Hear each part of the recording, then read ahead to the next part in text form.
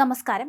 Kochi Willingdon ഐലൻഡിലെ വാർഫിലേക്കുള്ള rail പാതയിൽ 1/2 കിലോമീറ്ററോളം track കാണാതായ സംഭവത്തിൽ ദുരൂഹത ശക്തമാകുന്നു. ഐലൻഡ് റെയിൽവേ സ്റ്റേഷനിൽ നിന്ന് എറണാകുളം ഭാഗത്തേക്കുള്ള ഉപയോഗശൂന്യമായ പാതയിലെ ഭാഗമാണ് ഇത്തരത്തിൽ മോഷണം പോയിരിക്കുന്നത്. ട്രാക്കുകൾ മോഷ്ടിച്ചു കൊണ്ടുപോയി എന്ന സംശയത്തിലാണിപ്പോൾ അധികൃതർ അന്വേഷണം നടത്തുന്നത്. CISF, RPF ഉൾപ്പെടെയുള്ള സുരക്ഷാ സേനകളുടെ കർശന നിരീക്ഷണത്തിലുള്ള കൊച്ചിൻ പോർട്ട് ട്രസ്റ്റിന്റെ ഭൂമിയിലാണ് ഇത്തരത്തിൽ സംഭവം നടന്നിരിക്കുന്നത്. നിലവിൽ ട്രെയിൻ സർവീസുകളില്ലാത്ത ഈ പാത ഏറെക്കാലമായി ഉപയോഗശൂന്യമായി തന്നെ കിടക്കുകയായിരുന്നു. ഇതിനിടയിൽ ട്രാക്കിന്റെ ഒരു ഭാഗം അപ്രത്യക്ഷമായത് എങ്ങനെ സംഭവിച്ചു എന്ന ആരോപണം ശക്തമാണ്.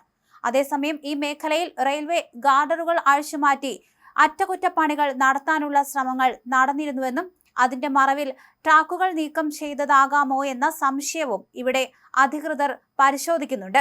എന്തായാലും വിശദമായ അന്വേഷണം ആരംഭിച്ചതായി അധികൃതർ അറിയിക്കുകയും ചെയ്തു.